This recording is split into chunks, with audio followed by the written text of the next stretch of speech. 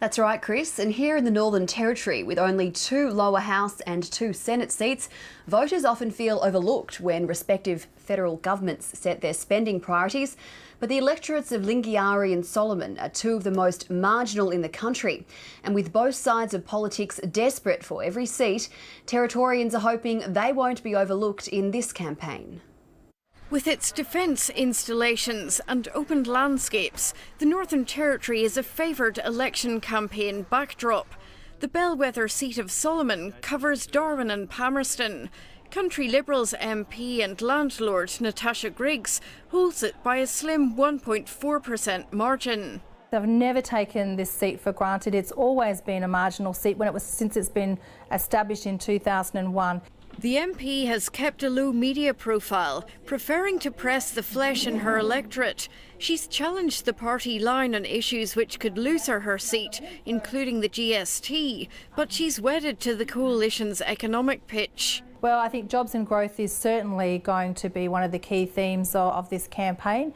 Nipping at her heels is former Army Commando Labour's Luke Gosling, who gained ground last election. He's been campaigning on reversing the coalition's health and education cuts and the economy. Labor is about Australian jobs, but we're also about developing the north, and I think what people are increasingly disappointed with is the lack of any support from Canberra. Solomon has a high population churn with big defence and public servant communities. Voters include many struggling small business people. The whole town's dead. I run a business here, and I'll tell you now, I mean, the small businesses are really struggling.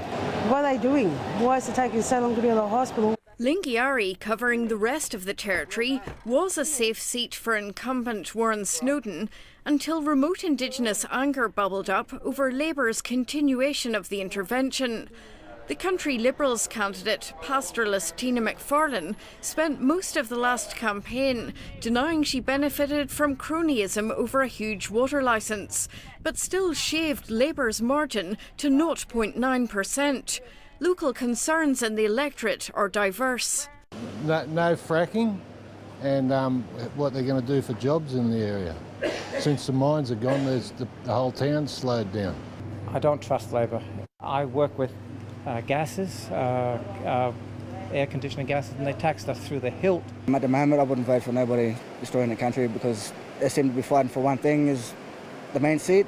The Federal Indigenous Affairs Minister Nigel Scullion and Labour backbencher Nova Peris are sitting easy in the Territory's 2 safe Senate seats. And Jane Bardon joins us live now from the Mindle Beach markets in Darwin. Jane, now that we're officially in election mode, what have the candidates for Solomon been up to today? Well, the sitting member of the Country Liberals, Natasha Griggs, has been out in her electorate being as visible as possible. She's been at the Mothers Classic Fun Run this morning and the Rapid Creek markets, and tomorrow she's going to be door knocking in Darwin and Palmerston. Her opponent, Labour's Luke Gosling, has been out door knocking today in Bayview and Darwin, and it's important for him particularly to get voter recognition if he's going to have a chance of creeping up behind Natasha Griggs and closing that margin to take that seat. And what's happening in Lingiari?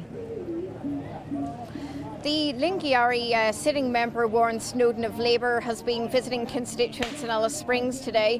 He's planning this week to do a trip driving up from Alice Springs to Tennant Creek and up to Elliott, talking to remote voters and community leaders about issues including remote housing, infrastructure needs including roads and bridges, and also northern development. His opponent, the Country Liberals Lingiari candidate Tina McFarlane, is planning to visit remote Indigenous communities in Arnhem Land this week. She's interestingly also campaigning on a platform of looking to see if a solution can be found to the coalition's backpacker tax row, and that's the 33% tax that mango and other growers say are going to make it very difficult for them to get enough pickers to pick their crops this year.